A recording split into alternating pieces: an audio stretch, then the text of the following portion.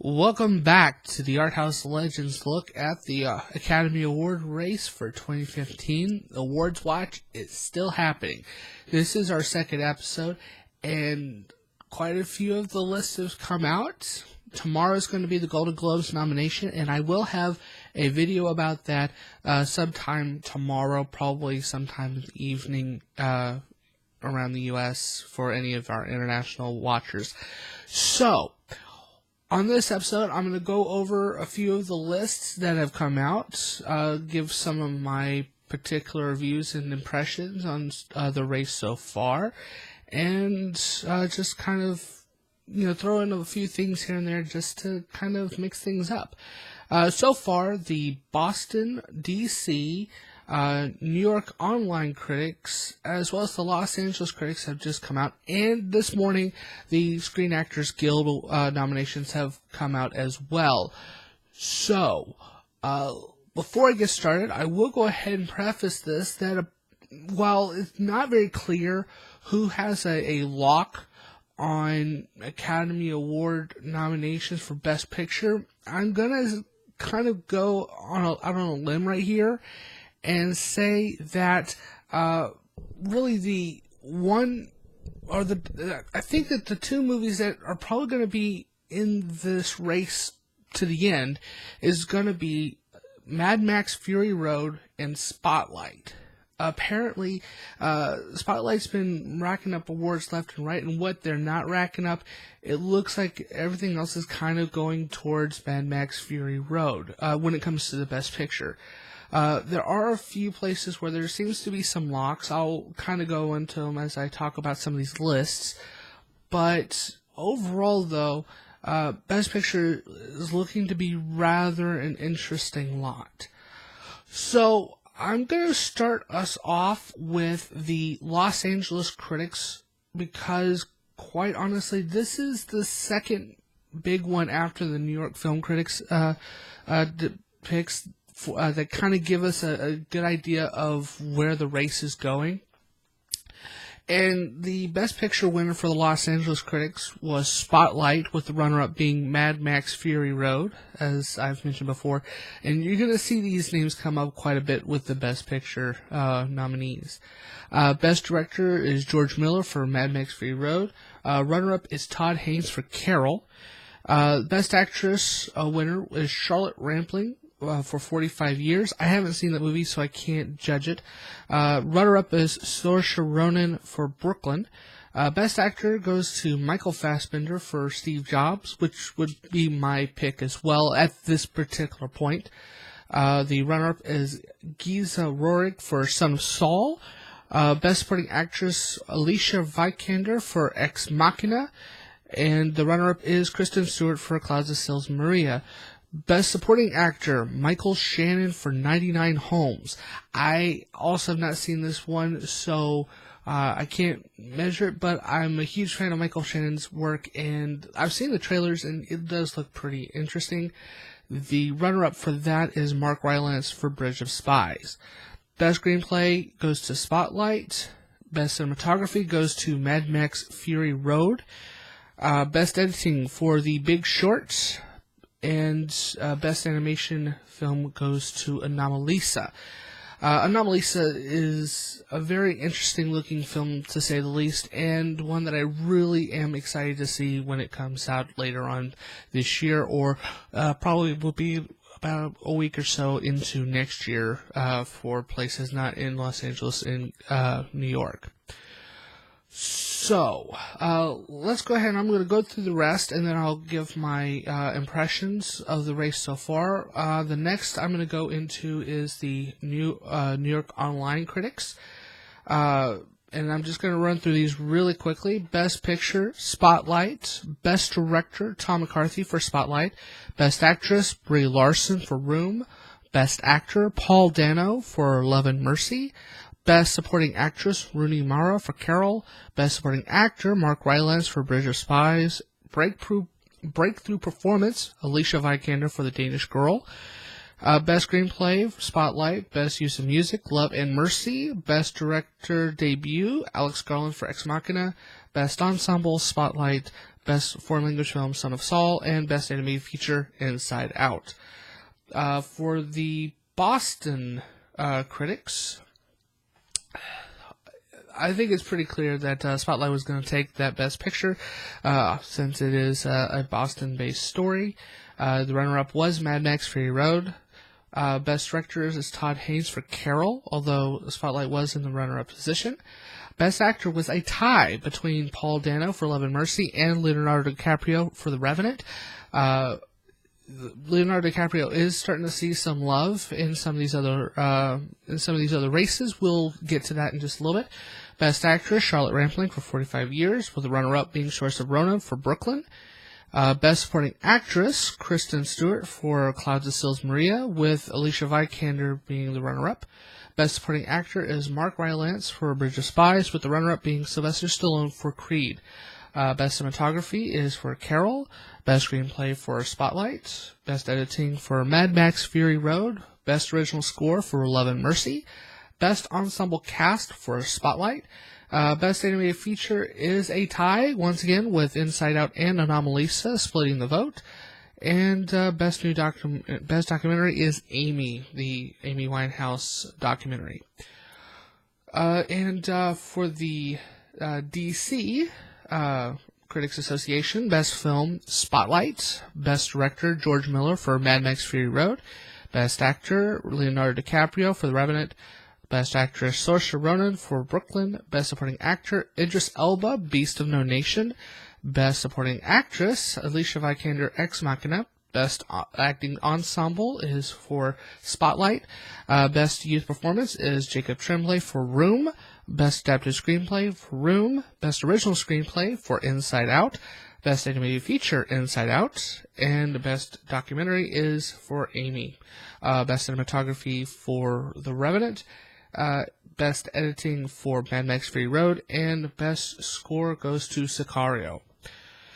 Alright, so before I get into the SAG nominations specifically, because those are specifically targeted towards performances, I do want to kind of bring up some of the impressions that I have in regards to some of the non-acting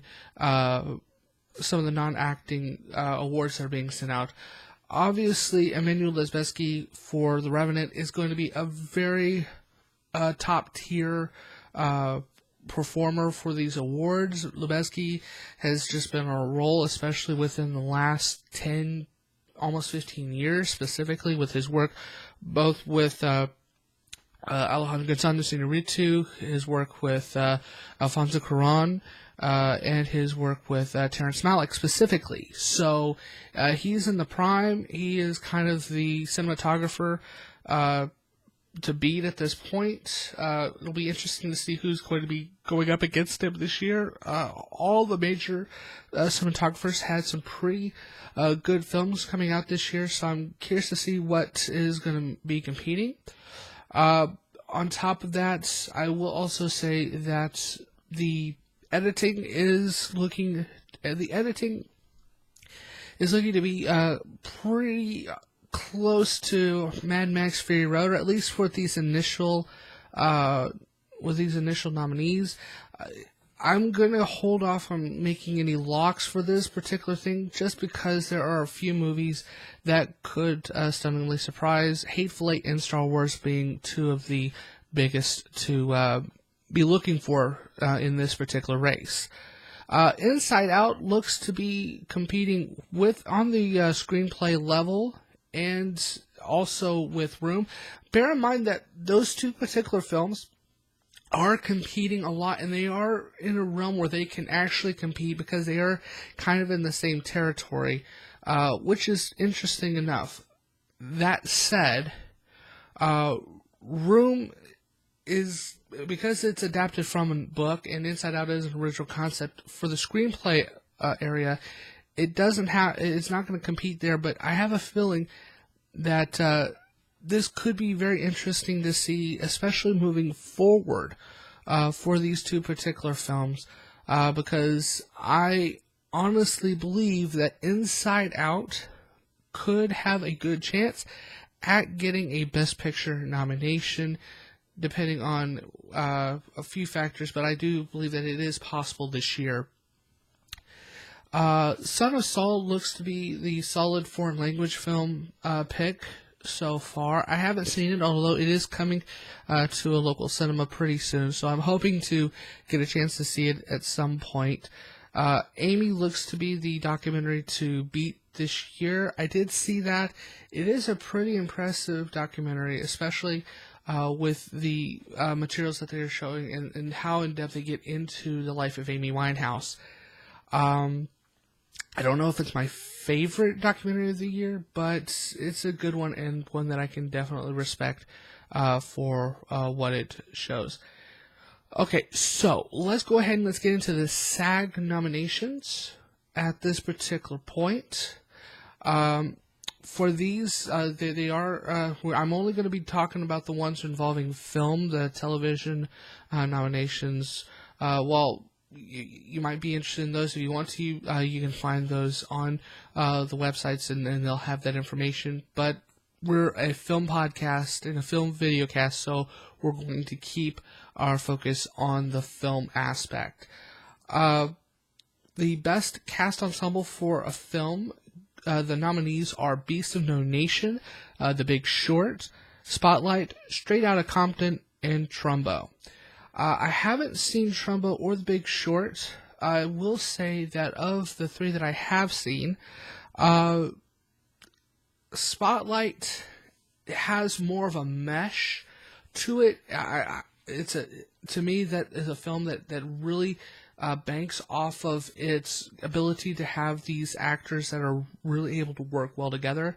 Beast of No Nation, it does have a very unique and powerful cast, but it doesn't have that same kind of mesh to it that Spotlight does. But then again, it does have a larger cast and a lot more people that are a part of it. But when you have a larger cast like that, it's very difficult to make everyone feel and care for all of the characters that you're given.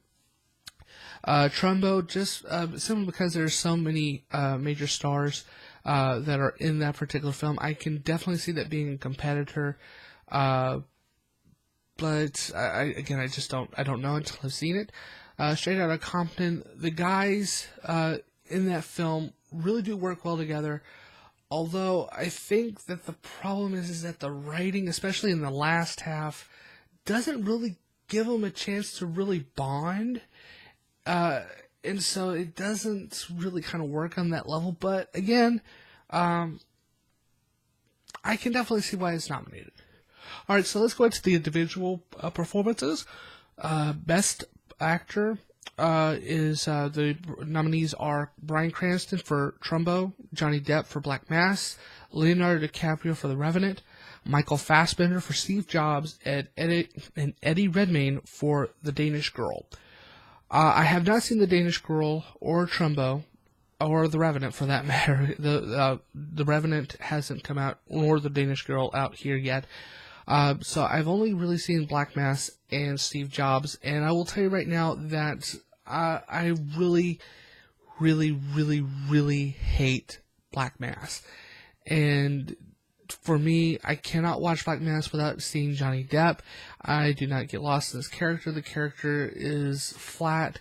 He does nothing. So I'm not a big fan of this performance. I don't think that it's really worthy of being nominated for a leading role. Steve Jobs and what Michael Fassbender does, considering that I really don't care about Steve Jobs as a person, other than the fact that he made some really, not even really made it, but he just kind of sponsored a whole bunch of really cool gadgets. What Fassbender does for this character is extremely insightful. He allows this character to be kind of nasty and obnoxious, and I really dig what he does with this particular part, and the fact that he really does make you feel like you're watching a very obnoxious person and seeing him go through some extremely trying times. And while you're not entirely really wanting to see him win, you are kind of curious to see what he does next. I am curious about seeing Eddie Redmayne's performance in The Danish Girl, just to kind of see where he's going to go with this particular performance. I think it's really really flashy, considering the where this particular film is going and what this character is going to be going through. I don't really resonate with performances that are meant to be kind of like, look at me, give me my Oscar kind of thing. DiCaprio is definitely underplaying the Revenant from the trailers. Again, I haven't seen the film, but I am curious to see that particular performance. And like I said, especially with people who are kind of keeping up on these particular things, he is gaining a lot of support, and people think that this could be his year. I don't know. I've loved a lot of his performances since The Aviator. I felt that he deserved a chance with The Wolf of Wall Street. So I'll watch The Revenant, and I'll make up my mind about that once I've seen the film. So, best female actress, or best actress in a leading role, we have Cate Blanchett for Carol, Brie Larson for Room, Helen Mirren for Woman in Gold, Saoirse Ronan for Brooklyn, and Sarah Silverman in I Smile Back. I have seen Room, Woman in Gold, and Brooklyn. I have not yet seen I Smile Back. That was in theaters for like just a week, in a very, just a place I couldn't really go. Carol hasn't come out yet over here, so I cannot speak about those two performances just yet. Although Blanchett is always good in everything. She's kind of like Meryl Streep in that sense, so I'm pretty sure that she earns the nomination just because she's that good, and this is a role that I can easily see her sinking her teeth into. Sarah Silverman, I think, is an inspired choice, just because she has been kind of growing towards more dramatic parts, and I really like what she's doing there. Whether or not she deserves the nomination or not, I haven't seen the film, but I do want to see it simply because I want to see her take on a very strong performance, and from the trailers, it does look like it's a very trying role for her. Helen Mirren, Woman in Gold it's an okay movie. The role is not that interesting. I don't know. This is the kind of thing that you expect with kind of the Weinsteins in this and kind of just like, this is an obvious pick for awards. Honestly, I don't see it really having a whole lot of a chance, and I really can't get behind it. I can get behind both Brie Larson and Saoirse Ronan, and they have been pulling a lot of awards recently. Larson is my favorite performance of the year so far, but Saoirse Ronan, especially considering that Brooklyn is kind of a throwback to old romance movies, that she makes this character so vital and so interesting, and that she truly shows her acting chops. I have to give her just all kinds of applaud, and if she wins, I will be perfectly happy with that. Alright, so let's go to supporting actor. We have Christian Bale for The Big Short, Idris Elba, Beast of No Nation, Mark Rylance, Bridge of Spies, Michael Shannon for 99 Homes, and Jacob Tremblay for Room. I haven't seen 99 Homes or The Big Short, although I do hope to see both relatively soon. This is going to be a very difficult one. I am surprised that Stallone didn't get nominated for Creed in this part, but again, the three that I've seen, I'm really impressed. Jacob Tremblay is a 5-year-old, and I cannot believe that he did the role as well as he did. It's a great performance, although at the same time, it's when you're 5, sorry, you don't you get a lot of you get a lot of leniency in that. It's not, and I don't know if it's an award-worthy performance, not over the heavy hitters that he's going up against. But I'm kind of glad that he got nominated because for a 5-year-old, it was a very challenging role, and he did an extremely good job. I also would have, with Jacob Tremblay and Abraham Atta for Beasts of No Nation, I thought also did a great job, especially for his age. Child actors this year have been really good, so I'm really happy. I will say, out of the 5, I think I would go with Idris Elba's performance in Beasts of No Nation if I had a vote here, specifically because that is a very challenging and very subtle and very evil and very kind of seductive role, but it's not. But he's not playing it for awards. You get the sense that he's playing it because this is kind of like the Fagin type of character in something like Oliver Twist, and he plays it extremely well. Although Mark Rylance in Bridge of Spies was really good, and considering that he doesn't have a whole lot of screen time, nor does he really get a lot to do in the role, he plays an important part, and it's really good. So far, I'm really impressed with these, but like I said, Idris Elba would be getting my vote if I were voting. Best Supporting Female Actress is Rooney Mara for Carol, Rachel McAdams for Spotlight, Helen Mirren for Trumbo, Alicia Vikander for The Danish Girl, and Kate Winslet for Steve Jobs.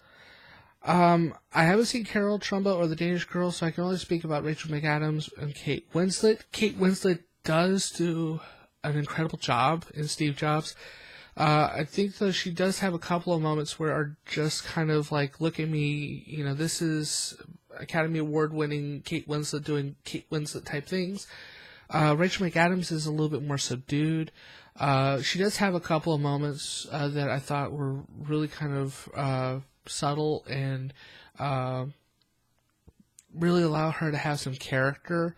If I had a vote, I'd probably say Rachel McAdams, simply because, the subdued element to it, she really does kind of bring that out.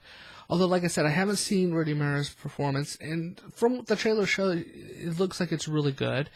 Helen Mirren is always an interesting choice, and maybe in Trumbo she does something a lot better than Woman in Black. And Alicia Vikander with Ex Machina specifically has proven that she's capable of being a very interesting actress. And from what I've seen of her in the Danish Girl trailers, I'm actually rather excited to see what she does there. Okay, so that is it for the films. Oh, I'm sorry. There is one more. There is Best Stunt Ensemble in Films, which is Everest, Furious 7, Jurassic World, Mad Max Fury Road, and Mission Impossible Rogue Nation. Is there even... what's going to win this? There's only one real choice here, and that is Mad Max Fury Road. I'm sorry, everything else is pale in comparison, especially if you know anything about the backstory about how Mad Max Fury Road was made. The others were just there just for some plotting. This was a chance to give Mad Max Fury Road a chance to get some easy gold. So that is it for these lists for this segment. Like I said, tomorrow is the Golden Globe nominations. I intend to have a video out as soon as I've gotten a chance to really look at the nominations. Bear in mind, the Golden Globes really don't matter a whole lot in the sense of Oscar specifically, because and I'll go more into it when I talk about it on that video, but it is kind of interesting to see what the Hollywood Foreign Press chooses, because it does kind of give you an idea of where the race stands, roughly around the halfway point. But also I'll be checking to see if any top 10 lists of note have come out, and if I happen to see any of the films that are being awarded things, then I will get back to you and give you some ideas of what I thought about them. But at this point, I am the Movie Dude Eric. Thank you for joining me for this segment of the awards season race, and I hope to see you back very soon.